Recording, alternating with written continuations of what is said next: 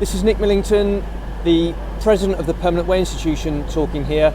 This week I'm going to do a week in the life of the President of the Permanent Way Institution. And today it's a weekend and I've come to Central Rivers in the Midlands, and I've come to see what Alstom do to maintain the Voyager fleet. You can see behind me here they've got a Voyager train in the heavy maintenance facility. Really grateful to Ricky and to Kevin for showing us around today on an organised visit. And it was really good to hear what Alstom do to keep this fleet of trains, really important fleet of trains, reliable and safe for customers.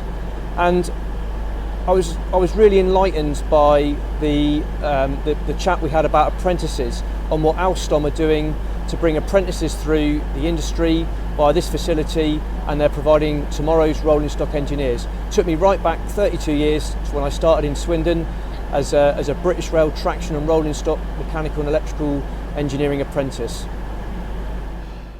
Ricky took us to the wheel lathe and we could see what Alstom are doing to proactively maintain wheel sets ahead of the autumn season. Music to attract engineers' ears. The beauty of remote working is you can just log in anywhere. I've got two graduates, Jack and Christos, who are just about to sit their chartered professional reviews, so I was able to stop at Sheffield Station and help Jack prepare for his review in 4 weeks' time. On Tuesday it was north to Manchester to chair the afternoon session of the PWI Hit the North conference. It was great to learn about all the exciting projects and the collaborative work in the north of England. I'd like to say a massive thank you to the Manchester and Liverpool section committee for organising today. So from me to the section, I'm sure you'll all agree, thanks ever so much for what you've done. I really appreciate it. I know it's not easy, so well done to the committee.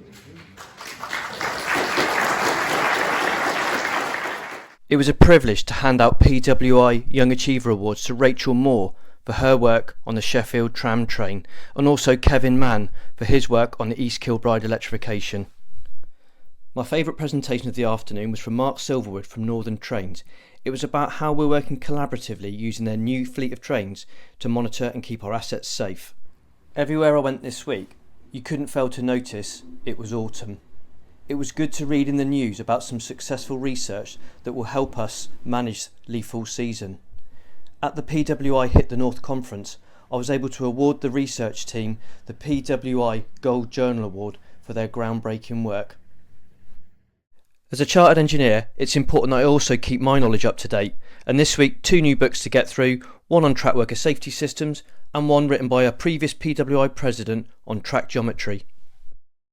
On Thursday, I undertook live interviews as a part of Network Rail's Customer Services Live, an event that focused on what more we can all do in the industry to provide better customer service. I guess I reflect, there is a perception that we need to do more. I recognise that, but one thing I would pick up is there are many things that happen day in, day out, that we do now. I mean, like you, Gary, I've worked these parts for a number of years. I think to myself, the sleeper train from Paddington to Penzance, when the tide's high and the winds are in the wrong direction, we get people that turn up and pilot that train down in the middle of the night to clear the line. We've got Stafford's Bridge, we've got Cowley Bridge, literally a mile up the line there. When we get the flood alerts from the rain, we get people, watchmen and watch people come out all of the time. And you know, I think we need to just reflect a little bit that we have got people that do go that extra mile, and they have done for a long time. On Friday, it was off to Swindon to meet one of Network Rail's suppliers who've developed a prototype track worker safety system aimed at providing additionally protected line blockages quicker, safer and simpler. I've had a busy week as the President of the Permanent Way Institution and the leader of the Network Rail Safety Task Force. It's Friday, I'm looking forward to the weekend. It's been a good week. So just to recap then, starting the week at Central Rivers with Alstom, looking at the great work that they do to maintain Avanti and Cross Country's Voyager fleet, and really pleased to hear about what they're doing to develop apprentices, the next generation of railway engineers, and also what they're doing to proactively manage wheel sets ahead of autumn, the wheel sets on their trains. So well done to Alstom there. I spent some time with 2 of my graduates, so Jack and Christos. I've been their supervising engineer for for about 4 years now. They're about 4 weeks away now from sitting their Chartered Professional Review, so it's been a real pleasure to help them over the last few years, but also the final preparation now for their professional reviews, which are in November. I've done some CPD myself, some continuing professional development. Richard Spurs, one of our previous presidents, has co-written a book on maintaining track geometry, so I've bought the book and I've started reading the book, keep my engineering knowledge up to date. The PWI conference in Manchester was fantastic.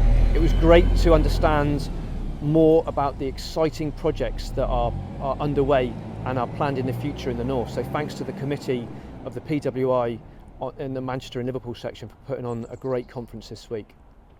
Yesterday was Customer Services Live. It was a privilege to be able to interview some of our frontline maintenance workers and also to be on a stage with the leaders of Caledonian Sleeper and GB Rail Freight, and to understand what we all have to do to provide greater levels of customer services customer service in the railway industry. Today, it was great to meet up with our technology developers and see what they've done to create a signalling overlay system, a prototype, but a working prototype that provides quicker additional protection for line blockages. So this will unlock more safe access for our track workers, and certainly technology is the key to our future. And I end the week here in Swindon. Behind me is the gate to the training school, the apprentice training school that I walked through 2 weeks after I was 16 and I started my railway career. So behind me is the mill in Swindon. It was the British Rail Western Region Apprentice Training School, and for me that's where my 32-year journey on the railway started. And it's been an absolute pleasure. I've got to say, I've had 32 years of earning and learning, and I've been able to work with some fantastic people and on some fantastic projects. So I'm going to check out now. Thank everyone for listening to this update. I hope you find it interesting. It is a busy life in the being the president and the leader of the safety task force, but I wouldn't have it any other way. So I hope you all have a good weekend. All the best. Bye bye.